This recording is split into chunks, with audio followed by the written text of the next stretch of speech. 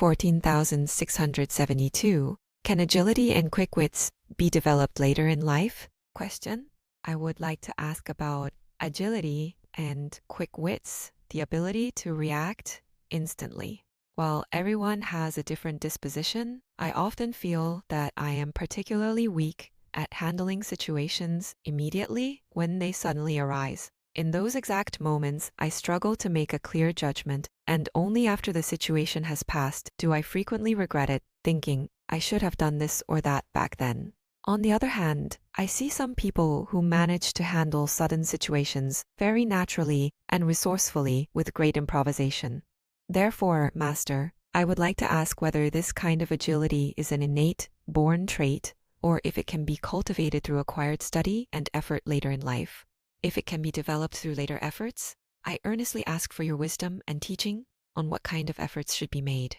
When we see people who possess great agility and quick wits, we naturally envy them. However, what is interesting is that when those agile people see someone who is diligent and steadfast, they envy that person in return. The person who asked this question is someone who falls into the diligent and steadfast category. Diligent people tend to be a bit lacking in instant agility.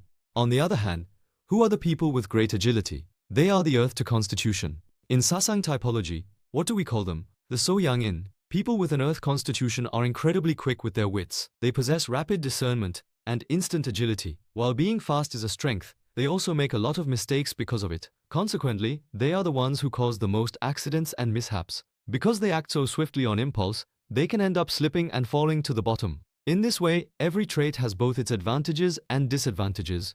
Below the Earth constitution, there is the Water Su constitution, which corresponds to the Soeumin. While these individuals may lack instant agility and take a bit longer to fully comprehend things, once they do understand, they carry out their work incredibly diligently, faithfully, and neatly. Everyone is born with different talents, and within those talents, there is a very precise grading system. We all have our own levels. This grading system is incredibly dense, so dense that it is hard to comprehend, which is why people say human natures are infinitely varied. Broadly speaking, it can be divided into three main tiers: high, middle, and low. If you break it down even more meticulously into the cosmic order, it divides into 9 levels, and if you keep dividing it, it matches every single individual perfectly, without even a 0.1 margin of error. Thus, some people possess energy from the high tier, some from the middle, and others from the low. Even within the same constitution, people carry different levels of energy. Therefore, discovering who you truly are is the way to find the path to living your life correctly. Moving up a step, we find the Wood Mock constitution. These are the people whose constitution is geared toward managing wealth and material assets. They instinctively love the land and money. But what happens if these people love such things without receiving a proper education? They get what we call a big belly. They are the types who sit in swiveling executive chairs. Their backsides rarely leave the chair because they are heavy. Why is it that when you give land and money to these people, it doesn't easily disappear? It doesn't disappear because their understanding is slow, and they refuse to spend a single penny on anything they do not fully understand. They sit tight, staying silent even when they have money. Once they truly understand something, they spend well, but if they don't get it, the money never leaves their hands. Therefore, they rarely make mistakes. In contrast, the Earth constitution acts the moment they hear something, because they grasp it instantly, which leads to many mistakes and constant losses of money. The Wood constitution is originally meant to step forward in governing a nation. Why? Because they do not flip-flop or waver easily.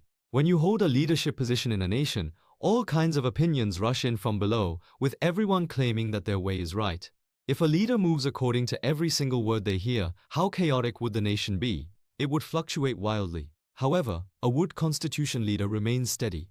Even if this person says something, they just nod. If another person says something else, they just nod. They do not get shaken up. Why? Because they haven't fully understood or accepted it yet. Because they don't fully understand it, they do not move rashly. They rarely expand things recklessly. Therefore, they usually lean toward the conservative side. Most Wood constitutions are conservative. Because they are steady and dependable, they can make people feel very frustrated since they don't do things quickly. However, they ensure that things don't suddenly vanish or turn upside down due to lightheadedness. They are heavy, not light. Originally, political leaders and executives need to be on the conservative side and possess a Wood constitution so that they remain weighted and steady without being flighty. Society functions because these three constitutions balance each other out. But there is one more constitution. The metal geom constitution. What kind of constitution is this? People with a metal constitution are excellent at pinpointing exactly what is wrong. If you explain a situation to them, they will immediately catch the flaw and say, then why is it like that? If you do it that way, it won't work, will it? They are born to inspect and audit. However, even though they are meant to inspect, when should they do it? If they start inspecting right at the beginning of a project, disaster strikes. The project will never even get off the ground or make any progress because they will criticize and point out flaws from the very start. The proper time for a metal constitution to inspect is when a project is about 70% complete. Inspecting at the 70% mark allows you to catch the weaknesses and correct what is wrong. If you wait until it is 100% complete to inspect and catch errors, it forces people to scrap everything and start over from scratch. That is why the role of inspection sits at the very top, to find flaws quickly, correct them, and ensure things go the right way. When inspecting at 70%, you look for vulnerabilities and fixable errors, rather than trying to look too deeply into the core essence. If someone asks a metal constitution to inspect when a project is only 10% done, they will ruin the project right from the starting line. Therefore, metal constitutions must cultivate their own competence so that they can step in and perform their role when society truly needs them. A metal constitution should not participate in a project from the very beginning, as they will constantly hold it back and prevent it from moving forward. As you can see, everyone is born with their own unique talents, and every constitution is completely different. Regarding your question, you possess a constitution that allows you to execute the tasks given to you incredibly well. However, your challenge is a bit of indecisiveness. You struggle to make rash, sudden decisions. This is characteristic of the water constitution.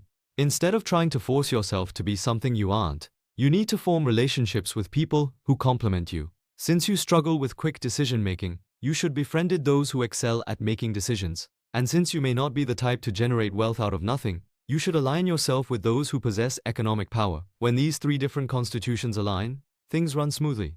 Why? Because neither the wood constitution nor the earth constitution can match your level of diligence and consistency. Even if they try, they cannot sustain a task continuously over a long period. Because the water constitution excels at this, your presence is absolutely vital to complete the picture. Only then can a project truly succeed. Therefore, do not look down on your own constitution or view it poorly.